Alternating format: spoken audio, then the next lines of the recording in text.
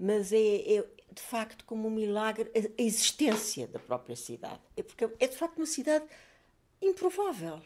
Como é que surge no sul da China, naquela época, não é? Inícios do século XVI, surge uma cidade contra todas as expectativas. Helena Cabeçada esteve em Macau nos anos 80, onde trabalhou na área do combate à toxicodependência. É a convidada do terceiro episódio de Macau na Bagagem, um podcast sobre histórias de vida em Macau. Em 2021, Helena lançou o livro Macau, Cidade Improvável, que conta a sua experiência no território e que foi o ponto de partida para esta conversa. E nesse aspecto, a história de Macau é uma história fascinante. É uma história fascinante. Porque, por um lado, temos uma cidade, pronto, esse entreposto pequeno, no núcleo das Pernas, vai-se tornando uma cidade, de facto, que é uma cidade, ao mesmo tempo, muito cosmopolita, não são só portugueses e chineses que ali estão, mas há malaios, há filipinos, há japoneses, há, sei lá, gente de daquela zona toda, não só do Extremo Oriente, mas até de espanhóis e holandeses, etc. Portanto, que se vai ali constituindo, e uma cidade que é de facto cosmopolita, e uma China que se mantém extremamente fechada.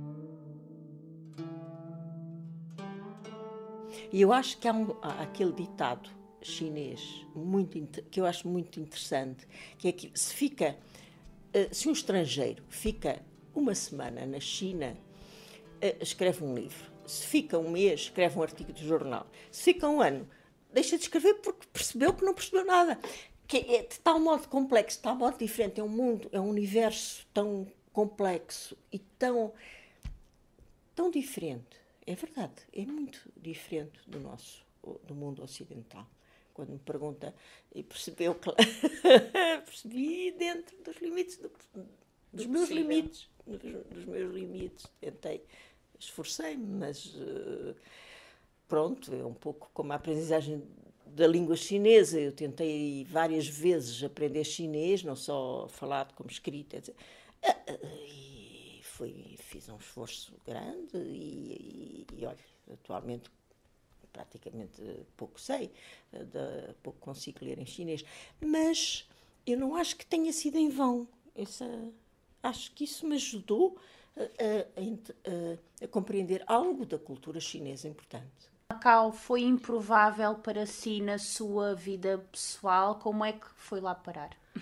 Bom, aí teve também a ver com o meu marido, que na altura foi convidado para ir trabalhar na TDM, a televisão de Macau. A teledifusão de Macau. Que na altura se estava a formar, a constituir uma equipa, e ele foi convidado. Portanto, e eu... falamos de 1984. 83 ainda, começaram os trabalhos preparatórios, e, entretanto, eu depois sou convidada também para trabalhar na área da toxicodependência e da saúde mental, em que eu já estava também a trabalhar cá em Portugal. E pronto, e conjugam-se um pouco essas possibilidades, aliado de facto àquele interesse que eu sempre tinha tido pelo Extremo Oriente e pela própria cultura chinesa, porque eu já em Bruxelas, quando estudei na Universidade Livre de Bruxelas, onde eu me formei. Formou-se em antropologia? Sim, em ciências sociais, opção antropologia, e em psicossociologia também, em pós-graduação. E já tinha tido em cursos opcionais, cursos sobre a cultura chinesa, com um grande sinólogo, o professor Campasse, da ULB, da Universidade Livre de Bruxelas.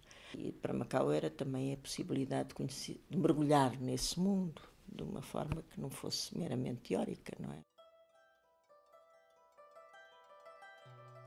Voltando à sua experiência profissional, a Helena vai trabalhar para o Centro de Recuperação Social de Toxicodependentes e eu pergunto-lhe como era o panorama da toxicodependência, desde o consumo ao tráfico, mas sobretudo o consumo em Macau na década de 80.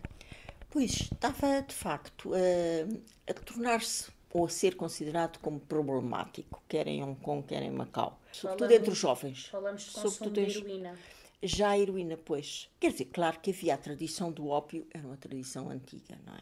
Havia onde se consumia ópio, as casas de ópio, não é? Ainda funcionavam nos anos 80 ou Já muito? não, já não, mas tinham funcionado até uma data relativamente recente, que havia essa tradição ainda do ópio fumado. E muitas vezes a iniciação fazia-se através do fumo do ópio ainda.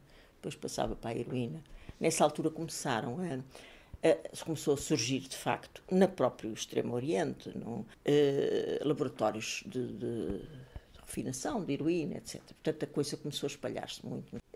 A partir dos anos 80 começa, de facto, a tornar-se também um problema, ou a ser considerado problemático, quando passa justamente até para o consumo da heroína. E a heroína começa a ser feita, e é muito barata, e é de muito boa qualidade. Portanto, é muito fácil ficar dependente. Aliás, mesmo entre os portugueses, na altura, aqueles anos 80, em Macau, mesmo entre os jovens portugueses, o problema tornou-se grave, muito grave. Havia consumo na rua, havia esse tipo de cenário que se associa ao casal ventoso em Portugal, ainda que a uma menor dimensão? Não sei se era uma menor dimensão, era diferente, obviamente, até porque mas o meio sociocultural era muito diferente, claro. Está a falar dos portugueses lá. Estou a falar no geral, no geral. Portugueses e chineses também. Havia o cenário de se ir comprar droga na rua, de haver consumo na rua, a céu aberto. Sim, mas acontecia de uma forma muito, muito fácil. Havia situações muito dramáticas. Macau não estava assim ao nível de Hong Kong nessa altura. Tinha o Centro de Recuperação das Toxicodependências que funcionava na Taipa, na Ilha da Taipa, e onde estive a trabalhar. Era um registro era sobretudo um registro prisional, não era um registro terapêutico propriamente dito, e é evidente que para mim também foi complicado o facto de não dominar a língua chinesa. Estava, portanto, dependente de intérpretes, e isso é sempre limitativo a nível da intervenção.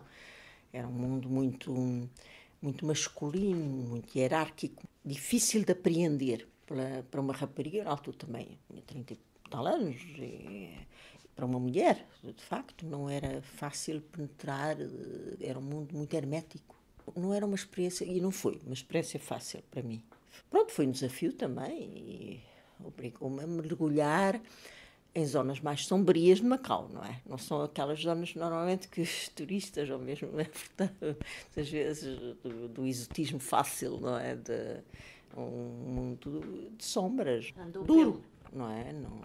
Andou pelos bairros de lata que Macau tinha na altura, na Ilha Verde, na zona da Areia Preta, Fai Chiquei. Sim, andei, mas também lá no próprio centro apareciam os casos, e vendo esses casos, estudando, etc., depois ia também muito a Hong Kong, em termos de trocas profissionais, porque em Hong Kong, como lhe digo, eles tinham, de facto, um trabalho muito interessante nessa área, e que já tinha muito mais a ver com o trabalho que eu tinha desenvolvido, quer em Lisboa, onde eu estive na formação do Centro de Estudos e Profilaxia da Droga, também, no final dos anos 70, quando voltei da Bélgica, e tinha estado em Filadélfia, também, a trabalhar nessa área. No caso de Macau, o perfil do consumidor estava mais associado a famílias com parcos recursos económicos? Não necessariamente.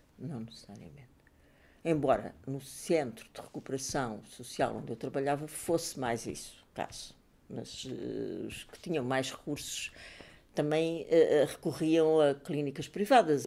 O sexo masculino muito mais presente do que as mulheres, não eram menos, estatisticamente.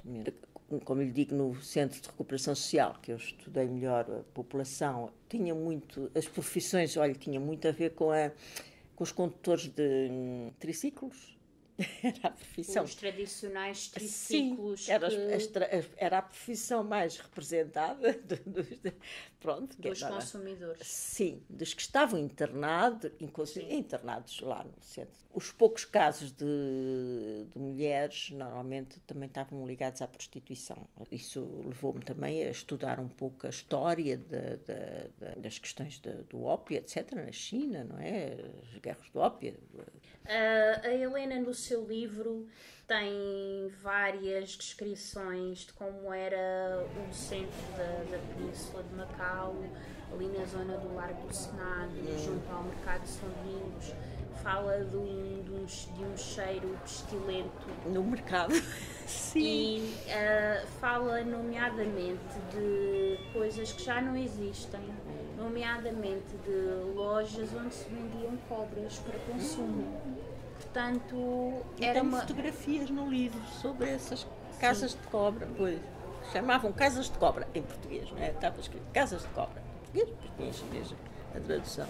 E havia várias ali naquela zona lá. Então a pessoa entrava, comprava o que queria para depois...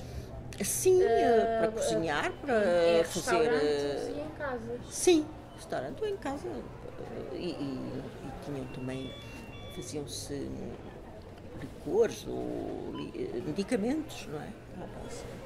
Que depois também eram vendidos ou as próprias pessoas usavam em casa, ou depois as farmácias, as múltiplas farmácias chinesas que havia um bocado por todo lado, não sei se ainda haverá. Era muito fascinante isso das farmácias também. Entrava-se lá e aquilo era tão exótico para nós, obviamente, para um ocidental, porque também, o que será isto? Como é? O que é que... E era uma zona suja, aquela do Mercado de São Domingos e do Largo do Senado. Era uma zona, não brilhava pela higiene. Não, a do mercado não, era algo que me deixava sempre um bocado estarrecido. Depois com o calor, a umidade, aquilo era assim, os cheiros, de facto, era um cheiro de uma força, de uma violência. Mas também, ao mesmo tempo, havia nos produtos, e é um pouco paradoxal, mas é verdade, havia também uma frescura nos produtos. E esse lado também era engraçado, porque mesmo nos restaurantes, etc., a gente, era tudo, os peixes, a gente ia buscá-los e vinham quase vivos, aquilo, os vegetais eram extremamente frescos. Ainda me lembro da minha empregada chinesa, quando eu me via meter as coisas no frigorífico e comer coisas que não eram compradas, acabadas de comprar coisas e comer um dia seguinte ou 2 dias, que achavam esquisito ir comer coisas que não fossem acapadinhas de colher. Pronto, sabe que esta questão do sujo e do limpo, do puro e do impuro, também são um bocado... São culturais, mas profundamente culturais. Nós também nos chocava, não é? Do escarrar e de ter um penico ao lado para escarrar, não é? Mas, por outro lado, nós, agora já não, penso, nem cá em Portugal, mas na altura, em Portugal e coisa, era deitar as beatas para o chão e beatas por todo lado, a fumar e deitar beatas por todo lado. Isso era, achávamos, nós entrávamos em casa com os sapatos sujos da rua, não é? Isso é uma coisa que para os chineses também era eles ficavam um bocado chocados e achavam que nós éramos uns porcos. E é muito profundo. São questões muito profundas em relação às quais nós temos, de facto, uma grande dificuldade. O português continua a olhar para o chinês como pouco higiênico, digamos assim. Ou pelo menos é no caso de Macau do que conheceu. Sim, na altura sim. Eu lembro-me que passava nos restaurantes, e eu adoro a comida chinesa, e pronto, podia ir aos restaurantes mais luxuosos, como ir às tascas de rua, e achava sempre a comida ótima, porque, como lhe digo, era a comida fresca, bem feita, muito boa, deliciosa mesmo. Mas quando naqueles mesmos restaurantes de luxo atravessava, às vezes tinha que, sei lá, ir à casa de banho, atravessava as cozinhas ou qualquer coisa, e aquilo, baratas, era isto, era aquilo, era uma coisa que me deixava... Eu tirava os óculos, que eu não vejo muito bem, para não ver. Não queria saber, eu nem queria saber, nem ver. Os ratos enormes, etc. Depois havia esse lado que era um bocado difícil de conviver com isso. E o tempo também, o tempo que é extremamente úmido. O calor e a umidade. Há quem diga que é o pior de Macau é o clima. Eu achei extremamente difícil. Muito quente e muito úmido. E aquilo é pegajoso, é de facto... Uma pessoa fica sem energia. Sem energia, muito desgastante. Tinha de usar sempre o ar-condicionado, que também não é muito saudável. De duro, eu achei duro e muito difícil, por acaso, a questão do clima. Quando cheguei lá era outubro, princípio de outubro, mas estava essa luz já muito... e de facto aquilo era lindíssimo. Fiquei deslumbrada perante a Baía de Macau, que agora está tão diferente que também já nem sei, tenho dificuldade em reconhecer. Projeto até do meu amigo, o arquiteto Manuel Vicente, que é um grande amigo. O fecho da Baía da Foi fecho da Baía. Ele é padrinho da minha filha, era um grande amigo. Manuel Vicente, que é um dos mais importantes arquitetos portugueses em Macau, que deixou muita obra feita e privou pessoalmente com ele. Era dos grandes amigos, ele e a mulher, a Teresa Bel. De facto, foi assim das pessoas de quem tenho imensas saudades, porque era uma pessoa extremamente divertida e conhecia bem Macau. Contava-nos histórias extraordinárias sobre Macau, que ele conhecia e tinha vivido, etc. Onde é que saíam na altura? Já me falou de restaurantes, já havia alguns restaurantes de comida portuguesa? Já. Que sítios é que frequentava mais? Pronto, havia aquele que é um clássico que eu acho que ainda existe, que é o Fernando em Coluano, não é? Esse... Pelo que eu vi um pouco na net, ainda existe, não é? E as pessoas me dizem que ainda lá está. E fazia bacalhau com grão e com grão seco, com couves, etc. O frango assado. Fazia aquelas comidas tradicionais portuguesas. Depois havia, no Porto Interior até havia um outro. Não eram muitos, não. Não eram muitos, de facto. Teve dificuldades com a comida no início, quando chegou? Não, porque eu gosto muito da comida chinesa. Portanto, para mim aquilo eu achava ótimo. Também havia a comida macaense, não é? Que íamos comer muito ao Clube de Macau, uma comida macaense muito agradável, que é aquela comida mistura. O minchi. Sim, é um pouco... O balichão. É, misturado um pouco com a influência indiana. Fusão de comida portuguesa, fusão de comida portuguesa, chinesa e até um pouco indiana também. Do Sudeste Asiático, não é? Pronto, eu não sou de cozinhar, eu não tenho grandes aptidões, mas também como gosto das comidas em geral, outras, desde que sejam bem feitas e boas. Eu acho que se comia coisas maravilhosas em Macau, de facto, muito bom. Japonesa também, havia um japonês no Hotel Lisboa, que era famoso, pareciam uns samurais ali a cortar as carnes e a fazer os camarões, era uma coisa tão bom. Para mim era também tudo aquilo, era uma descoberta. Era uma descoberta constante. Constante, era, porque havia uma tal diversidade. Lembro do Pinóquio na Ilha da Taipa, era também uma comida híbrida, um bocado misturada de macaense, chinês, macaense, português, um bocado, mas também muito engraçada, muito alegre. As pessoas adoravam, estavam lá sempre enfiados. Como lhe digo, também tascas no meio da rua, havia o caixote de lixo, que aquilo era no meio da rua, quando vinham os homens de lixo, a gente tirava as mesas e passava o caixote. Falávamos há pouco do Hotel Lisboa. O jogo não tinha, obviamente, a expressão que tem hoje, desde a liberalização do jogo em 2001, em que terminou com o monopólio do Stanley Hall. Como é que era o ambiente de casinos na época? Pronto, como se sabe, não sei se os funcionários públicos, na altura, funcionários públicos portugueses, não estavam proibidos de frequentar os casinos, a não ser no Ano Novo Chinês. Aí era a altura em que podiam jogar e podiam ir ao casino. Portanto, percepção dos casinos, no Hotel Lisboa, entrei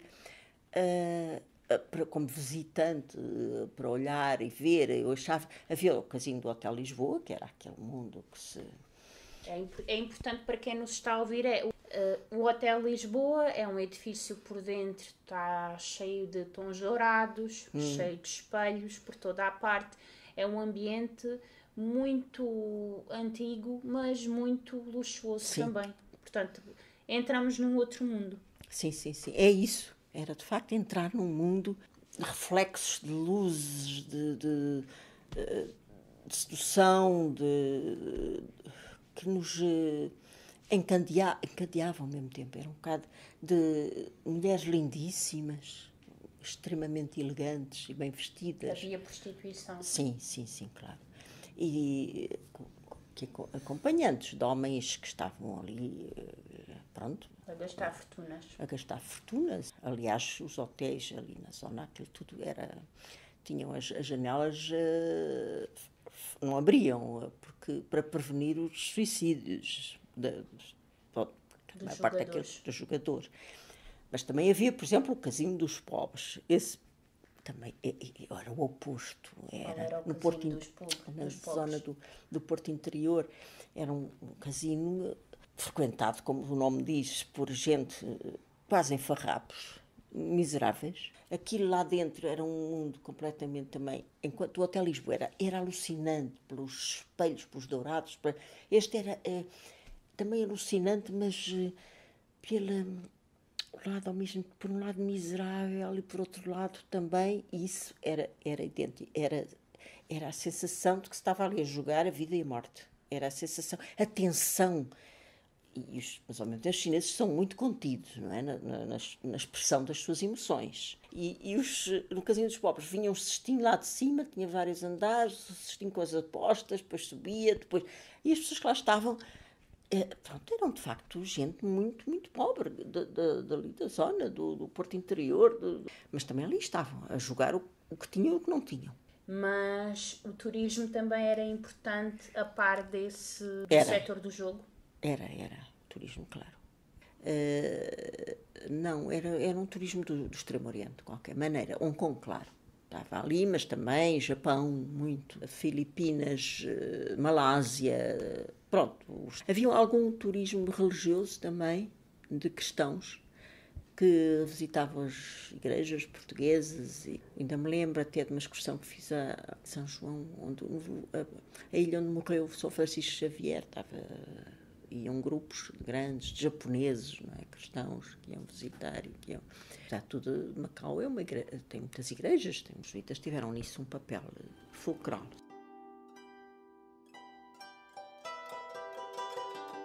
No livro, a Helena relata a sua viagem a Cantão em 1986. Nessa altura a China estava ainda muito fechada ao mundo. O que é que achou da China? E quais eram as grandes diferenças em relação ao pequeno território de Macau? Bom, para já, pois, era a dimensão, não é? Uma grande cidade. O que me... Fala em termos gerais do que achou da cidade.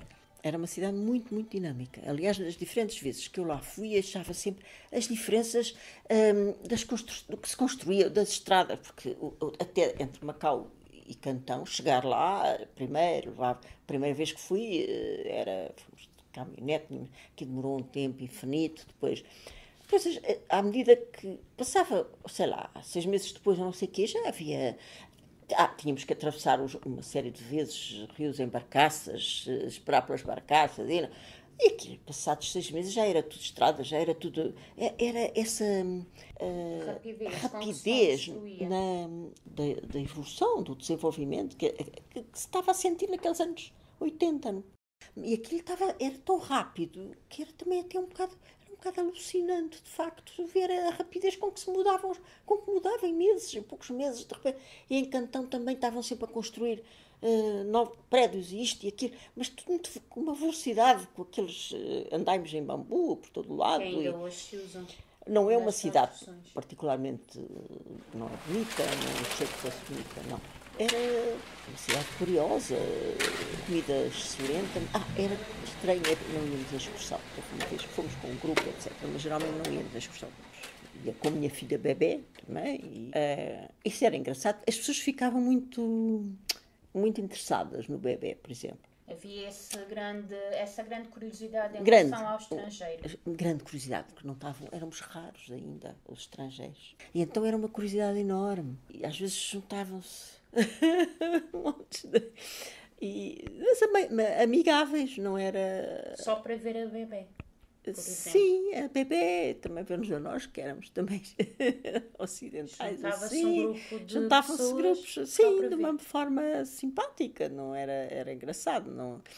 Também era, na altura, ainda, repare, ainda estavam muito, e não só em Xangai, não só Cantão, mas também em Xangai, Suzhou, etc.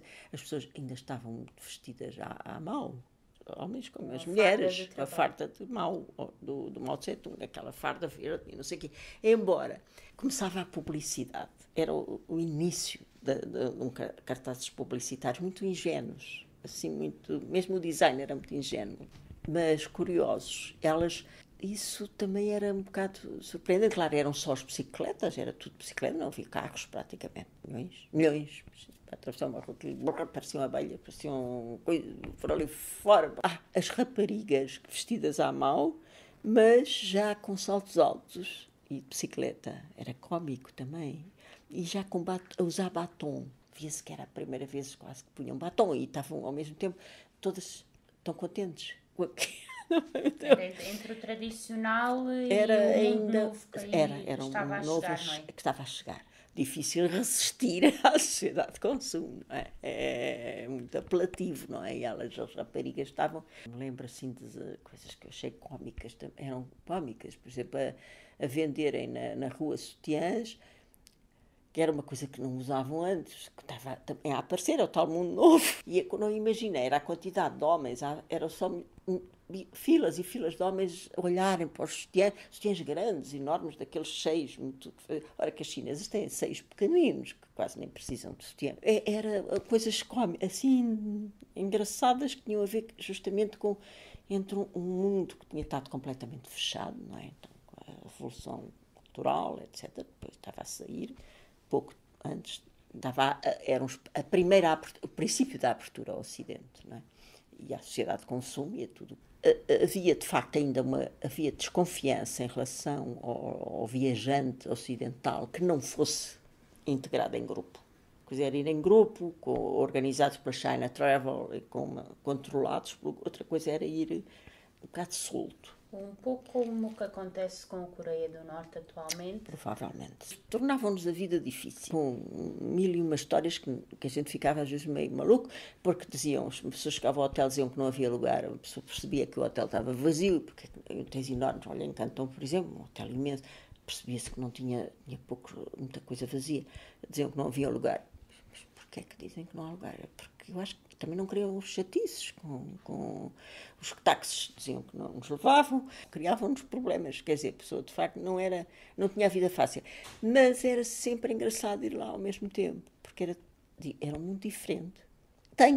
Tive nessa autoperceção, bem sei que foi sobretudo em cidades grandes, não encontrei propriamente miséria, pobreza sim, mas não miséria, no fundo era um pouco aquilo que o Deng Xiaoping dizia, ultrapassámos o estado de miséria e atingimos o estado de pobreza como um caminho para um estado de prosperidade futuro.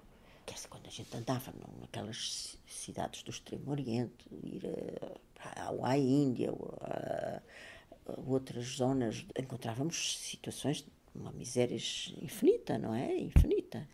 E na China havia, não sei, uma certa... Não era aquela coisa chocante e tremenda, havia, apesar de tudo. Era muito interessante sempre. Apesar das dificuldades e das coisas que nos criavam, também havia simpatia, também havia interesse, também havia curiosidade. Percebia-se que estavam a vir pessoas, e isso, por exemplo, mesmo lembro, relativo a Cantão, em Xangai, etc., que vinham e que nos explicavam depois que tinham vindo de campos de concentração, de trabalho durante a Revolução Cultural, mas estavam a poder regressar finalmente aos seus, alguns dos quais mestres taoístas, etc.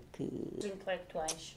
Sim, alguns, por exemplo, no Peace Hotel em Xangai, tinham voltado os velhos, agora já eram velhos, músicos de jazz, que faziam as noites de Xangai antes da Revolução Cultural, que tinham estado em campos de trabalho, mas que já os tinham autorizado a regressar e a tocar, e isso dava-lhes.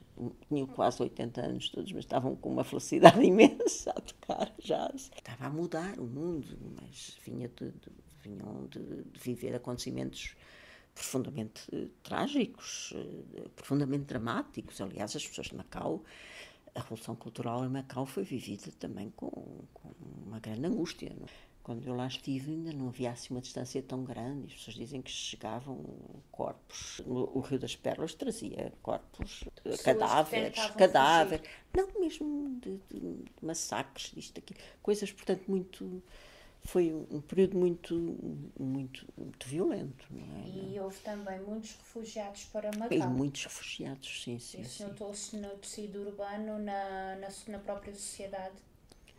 Havia refugiados, sim. Gente, aliás, por exemplo, um porteiro e assim, pessoas que eu conhecia a exercerem profissões extremamente humildes, mas que tinham sido chefes de orquestra ou músicos conceituados, cientistas, etc. Gente que estava ali assim em situações, pronto, muito...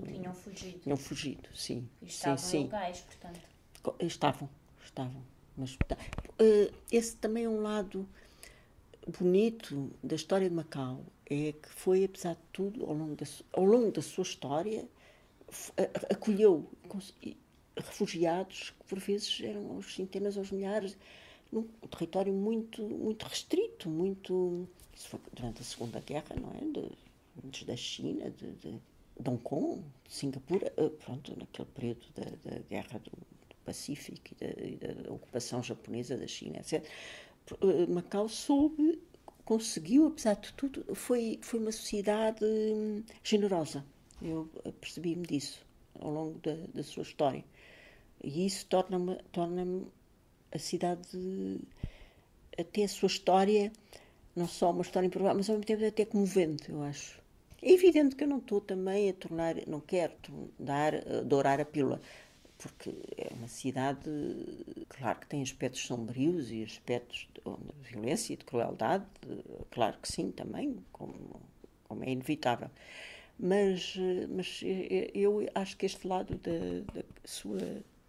uma certa generosidade da cidade e dos seus habitantes, de acolhimento, que é algo que deve ser valorizado e que faz parte da história de Macau e que a torna também única, um bocado, e a merecer o nosso apreço. Acho que sim, que é interessante.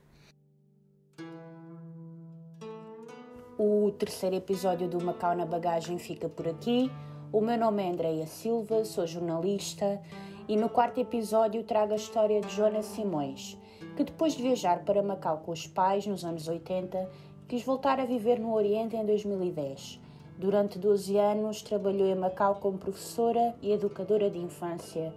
Voltou em 2022 por causa da pandemia.